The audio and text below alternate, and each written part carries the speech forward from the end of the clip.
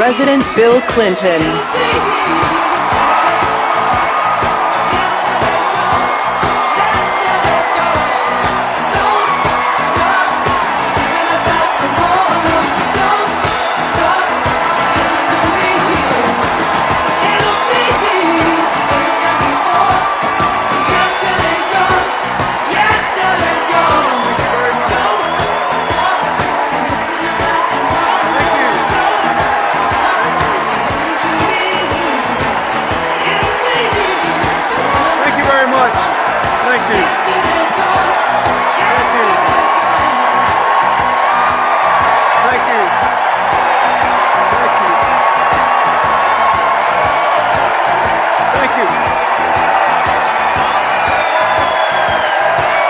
Thank you.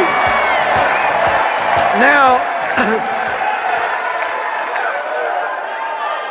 Mr. Mayor, fellow Democrats, we are here to nominate a president. And I've got one in mind. I want to nominate a man whose own life has known its fair share of adversity and uncertainty. I want to nominate a man who ran for president to change the course of an already weak economy, and then just 6 weeks before his election saw it suffer the biggest collapse since the Great Depression. A man who stopped the slide into depression and put us on the long road to recovery, knowing all the while that no matter how many jobs that he saved or created, there'd still be millions more waiting, worried about feeding their own kids, trying to keep their hopes alive. I want to nominate a man who's cool on the outside,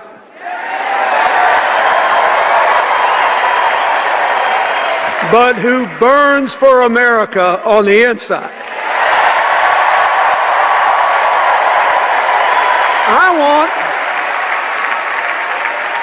I want a man who believes with no doubt that we can build a new American dream economy driven by innovation and creativity, by education, and yes, by cooperation. And by the way, after last night, I want a man who had the good sense to marry Michelle Obama.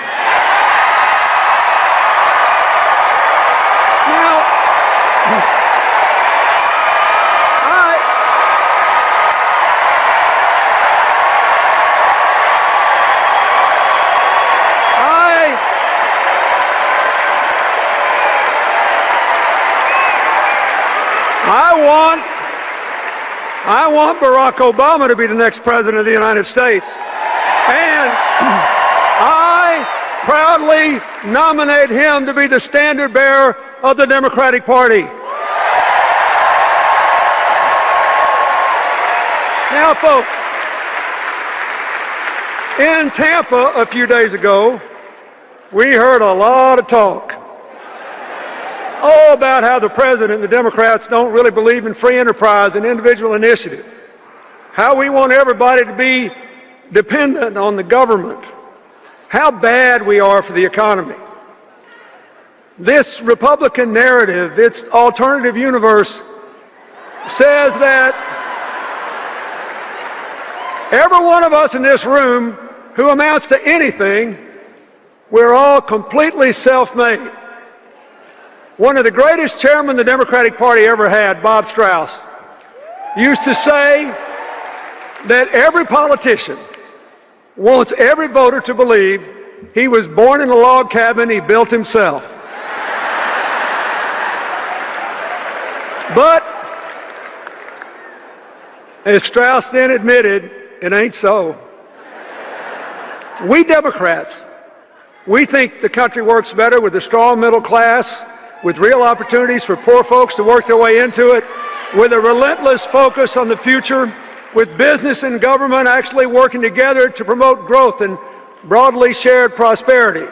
You see, we believe that we're all in this together is a far better philosophy than you're on your own.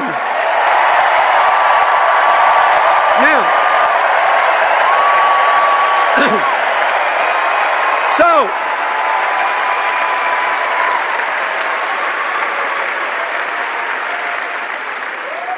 who's right?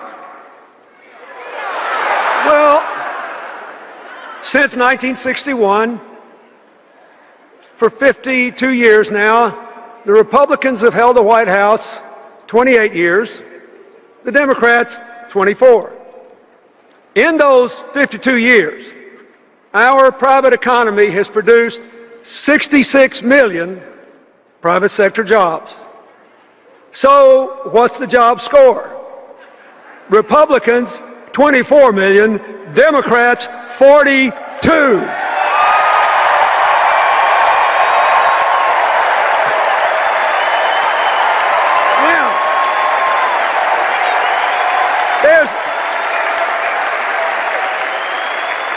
There's a reason for this. It turns out that advancing equal opportunity and economic empowerment is both morally right and good economics. Why? Because poverty, discrimination, and ignorance restrict growth. When you stifle human potential, when you don't invest in new ideas, it doesn't just cut off the people who are affected, it hurts us all. We know that investments in education and infrastructure and scientific and technological research increase growth. They increase good jobs and they create new wealth for all the rest of us. Now, there's something I've noticed lately, you probably have too, and it's this. Maybe just because I grew up in a different time, but though I often disagree with Republicans, I actually never learned to hate them the way the far right that now controls their party seems to hate our president and a lot of other Democrats.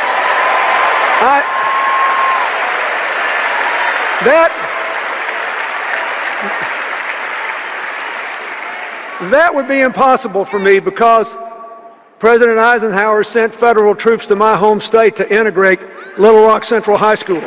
President Eisenhower built the interstate highway system. When I was a governor, I worked with President Reagan in his White House on the first round of welfare reform and with President George H.W. Bush on national education goals. I'm actually very grateful if you saw from the film what I do today, I have to be grateful, and you should be too, that President George W. Bush supported PEPFAR. It saved the lives of millions of people in poor countries. And I have been honored to work with both Presidents Bush on natural disasters in the aftermath of the South Asian tsunami, Hurricane Katrina, the horrible earthquake in Haiti. Through my foundation, both in America and around the world, I'm working all the time with Democrats, Republicans, and independents. Sometimes I couldn't tell you for the life who I'm working with because we focus on solving problems and seizing opportunities and not fighting all the time. And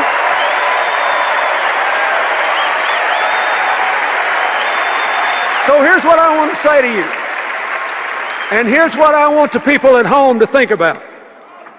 When times are tough and people are frustrated and angry and hurting and uncertain, the politics of constant conflict may be good. But what is good politics does not necessarily work in the real world. What works in the real world is cooperation. What works in the real world is cooperation. Business and government, foundations and universities. Ask the mayors who are here.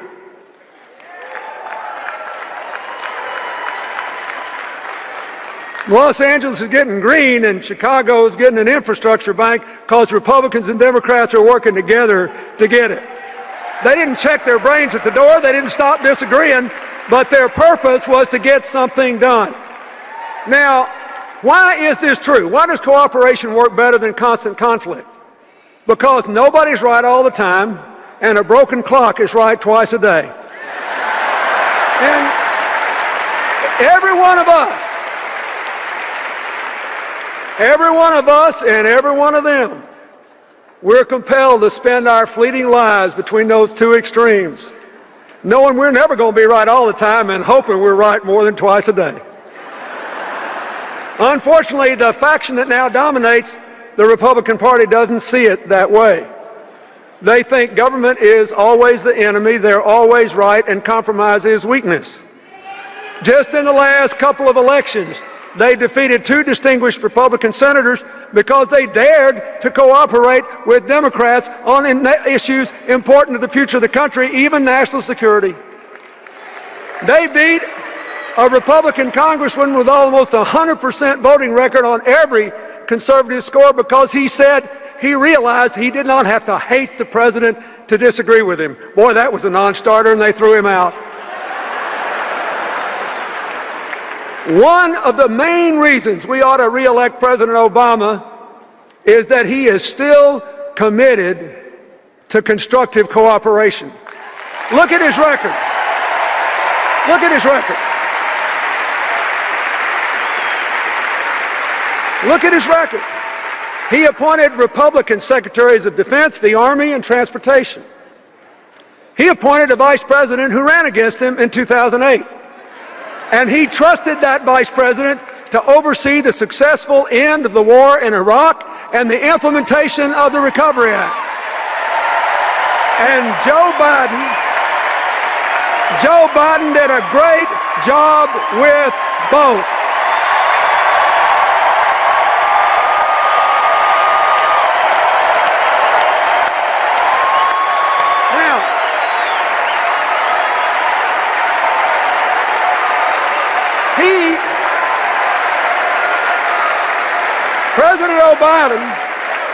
President Obama appointed several members of his cabinet even though they supported Hillary in the primary.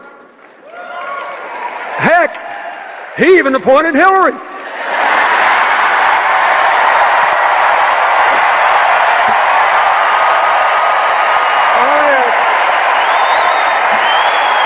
Now, wait a minute.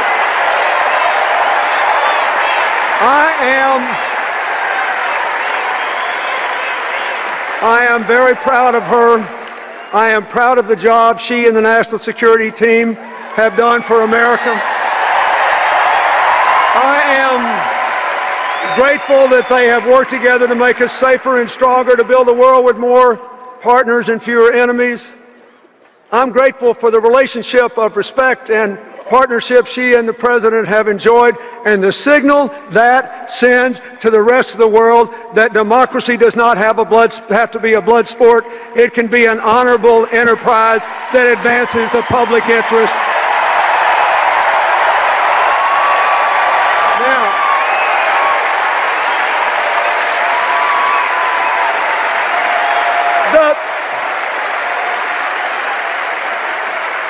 Besides the National Security Team, I am very grateful to the men and women who served our country in uniform through these perilous times. And I am especially grateful to Michelle Obama and to Joe Biden for supporting those military families while their loved ones were overseas. And for supporting our veterans when they came home. When they come home bearing the wounds of war or needing help to find education or jobs or housing. President Obama's whole record on national security is a tribute to his strength, to his judgment, and to his preference for inclusion and partnership over partisanship. We need more of it in Washington, D.C.